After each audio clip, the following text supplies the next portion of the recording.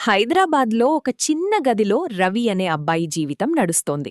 Degree పూర్తి చేశాడు, కానీ జాబ్ మాత్రం దొరకలేదు.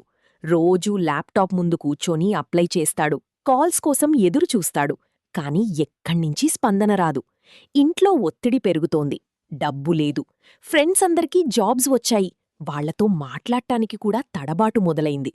తనకే తన విలువ తగ్గిపోయిందని అనిపిస్తోంది. ఒకరోజు చాలా ఆలోచించి రవి ఒక నిర్ణయం తీసుకున్నాడు. నాకొక్క ఛాన్స్ దొరికితే చాలు, దాన్ని నేను పూర్తిగా ఉపయోగించుకుంటాను. కొన్ని రోజుల తర్వాత ఒక చిన్న స్టార్టప్ నుంచి ఇంటర్న్షిప్ అవకాశం వచ్చింది. జీతం లేదు. చాలామంది ఆ ఆఫర్ని వెంటనే తిరస్కరించారు. ఫ్రీగా ఎందుకు పనిచెయ్యాలి అని. కాని రవి అలా ఆలోచించలేదు.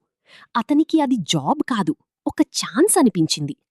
అలా ఆలోచించి ఆ అవకాశాన్ని స్వీకరించాడు. ఆఫీస్లో చూస్తే చాలామంది టైంపాస్ చేస్తున్నారు, పనిని సీరియస్గా తీసుకోవటం లేదు.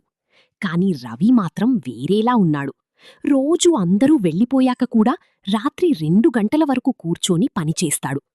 ఎవరూ చెప్పకపోయినా తానే అదనంగా నేర్చుకుంటాడు. ఎడిటింగ్, డిజైన్, మార్కెటింగ్ అన్నీ. అలసిన ముఖం, కాని దృఢమైన దృష్టి. నిశ్శబ్దంగా తన భవిష్యత్తును తానే నిర్మించుకుంటున్నాడు. 3 నెలలు గడిచాయి. ఒకరోజు కంపెనీకి ఒక పెద్ద క్లయింట్ వచ్చాడు.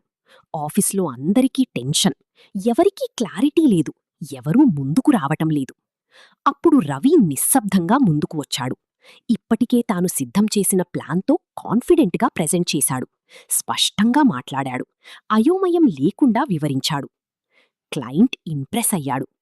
మీటింగ్ అయిపోయాక ఓనర్ రవిని పిలిచాడు. ఆశ్చర్యంగా అడిగాడు, నీకు జీతం కూడా ఇవ్వలేదు, అంత ఎఫర్ట్ ఎందుకు? రవి సింపుల్గా, శాంతంగా చెప్పాడు, నాకు డబ్బు కాదు సార్, నాకు ఛాన్స్ కావాలి, దాన్ని నేను వృధా చెయ్యను. ఆ మాటల్లో గర్వం లేదు, అతిశయోక్తి లేదు, కాని నిజమైన పట్టుదల ఉంది. తర్వాత రోజు రవికి జాబ్ కన్ఫర్మ్ అయింది. జీతం కూడా డబుల్గా ఇచ్చారు. ముగింపు భావం, ప్రతి ఒక్కరికీ అవకాశం వస్తుంది, కాని అందరూ దాన్ని గుర్తించరు లేదా ఉపయోగించుకోరు. రవిలాంటివారు మాత్రం ఒక అవకాశాన్ని జీవితాన్ని మార్చుకునే అవకాశంగా మార్చుకుంటారు.